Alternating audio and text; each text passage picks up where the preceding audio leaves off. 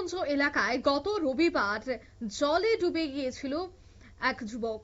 আর 18 বছর বয়সী এই যুবককে নৌকা থেকে তলিয়ে যাওয়ার পর আজ দীর্ঘ বেশ কয়েকদিন পর উদ্ধার করা সম্ভব। তবে ঘটনার পর তার কোনো খোঁজ খবর পাওয়া যায়নি বলে অভিযোগ ছিল। শুক্রবার অর্থাৎ ঘটনার ঠিক 6 দিন পর যুবকের মৃতদেহ ভেসে ওঠে হেলিপ্যাড এলাকায় নৌকা ঘাটে।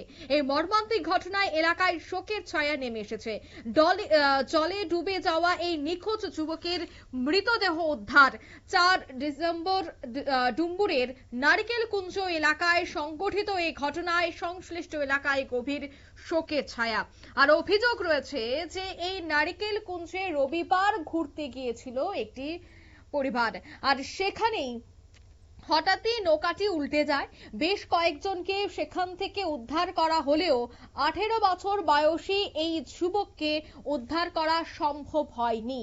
তবে অভিযোগ রয়েছে যে 6 দিন অতিক্রান্ত হয়ে গেলেও কেন সেখানে উদ্ধারকারী দল এই যুবককে উদ্ধার করতে সক্ষম হয়নি। আজ হেলিপ্যাড এলাকা থেকেই এই যুবকের দেহটি ভেসে উঠেছে।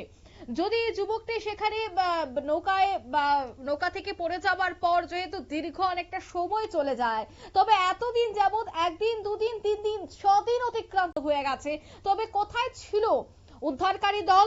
তাদের প্রশিক্ষণ নিয়ে এবার প্রশ্ন হচ্ছে। তারা যদি সঠিক প্রশিক্ষণ প্রাপ্ত হয় তবে কিভাবে তারা একটি দেহ উদ্ধার করতে অক্ষম হলো, অভিযোগ। তবে এই বিষয়ে পুলিশের কি বক্তব্য শোনাবো। গত 4 তারিখ বিকালবেলা ছেলেটা আইছিল এখানে তার দাদুর সঙ্গে বড়ি বিক্রির জন্য, ফুলবড়ি বিক্রির জন্য এই নারকেলকুঞ্জ পিকনিক স্পটে। তো যেহেতু 4টার সময় পিকনিক বন্ধ হয়ে যায়, সেহেতু সে বাড়ি ফিরে যাইতেছিল তার দাদুর সঙ্গে নৌকা ঘুরে। তো নৌকা ঘুরে যাওয়ার সময় আমরা হেলিপ্যাড গ্রাউন্ডের কাছাকাছি আসার পরে সে তার অ্যাকচুয়ালি মৃগী রূপ ছিল। তো তার দাদুর নৌকার থেকে সে পড়ে যায় জলের মধ্যে। পড়ে যাওয়ার পরে তার দাদু চিৎকার করে সবাই জানায় এবং তখন এখানে স্থানীয় যারা এখানে বুট চালায় তারা এবং পরবর্তী সময় আমাদের ফায়ার সার্ভিস এবং আমাদের disaster sub division disaster team অনেক খোঁজাখুঁজি করে এবং পরের দিনও আমাদের এখানে এনডিআরএফ আসে এবং এনডিআরএফ এসে অনেক খোঁজাখুঁজি করে। গতকাল পর্যন্ত অনেক খোঁজাখুঁজি করে, কিন্তু আজকে সকালবেলা ভোরবেলা তার এই যে দেহটা জলের মধ্যে ভাসমান অবস্থায় আমরা পাই। কটা থেকে পাওয়া গেছে? তো ভোর আনুমানিক এটা তো ঠিক কইতে পারতেছি না, 5টার দিকে দেখছে যে ভাসমান অবস্থায় কিনারা পাওয়া গেছে। তো স্যার এই যে কিছুক্ষণ আগে আপনি বললেন যে ছেলেটা একটু অসুস্থ আছে, তার কোনো সার্টিফিকেট?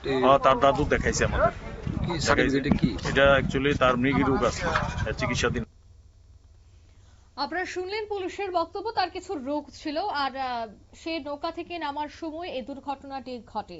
কিন্তু সে জায়গায় আবারও প্রশ্ন উঠছে। তিনি বললেন যে গতকাল পর্যন্ত উদ্ধারকারী দল এনডিআরএফ টিম প্রচুর খোঁজাখুঁজি করেছে।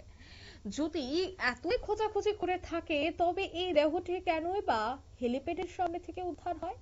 নারিকেল কুঞ্জ আর হেলিপ্যাডের দূরত্ব মাত্র 1 মিনিট। তবে এই দেহটি আশপাশ এলাকাতেই ছিল। যদি আশপাশ এলাকায় না থাকতো সেটা তো অনেক দূরে গিয়েও উদ্ধার হতে পারত।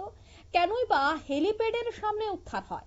নারিকেল কুঞ্জ থেকে 1 মিনিটের দূরত্বে হেলিপ্যাডের সামনে থেকে যুবকের দেহ উদ্ধার হওয়া মানেই ঠিক এই এলাকাতেই সে যুবকটির দেহ ছিল। তবে কোথায় ছিল উদ্ধারকারী দল? কোথায় রয়েছে তাদের এই প্রশিক্ষণ প্রাপ্ত অভিজ্ঞতা? যদি তারা সঠিক অভিজ্ঞতা প্রাপ্ত হতো তবে কেন 6 দিন পেরিয়ে গেলেও এখনো পর্যন্ত যুবকটিকে উদ্ধার করতে পারেনি? অন্যদিকে আজ সকালে ভেসে উঠে এই যুবকের দেহ, আস্ত দেহটি ভেসে উঠে, সেখানে কোনো ধরনের কোনো ক্ষয়ক্ষতি বা খোবরা খাবরার কোনো চিহ্ন নেই।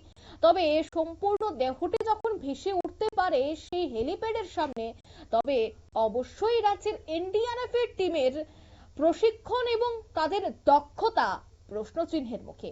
আগামী দিনে যদি এ ধরনের দুর্ঘটনা ঘটে তবে কতটা সফলতা পাবে এনডিআরএফ এর টিম বা কতটা সফলতার সাথে তারা কাজটি সম্পন্ন করবে তা অবশ্য সন্দেহের তালিকায় থাকছে। নিয়ে নিচ্ছি ছোট্ট একটি বিজ্ঞাপন বিরতি, সঙ্গে থাকুন।